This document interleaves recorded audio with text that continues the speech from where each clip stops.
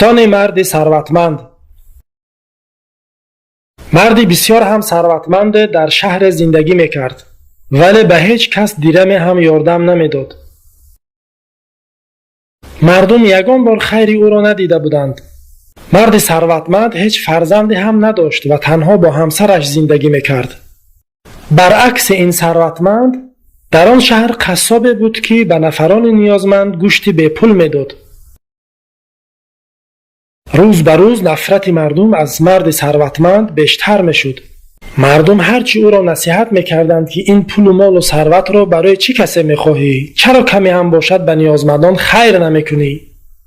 او در جواب میگفت: نیازمندی شما به من دخل ندارد، روید از قصاب گیرید.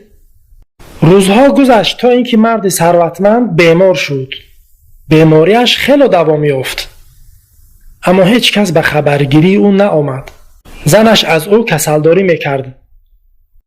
سرانجام مرد ثروتمند در تنهایی جان داد، اما باز هم کسی بر سر جنازه او نآمد.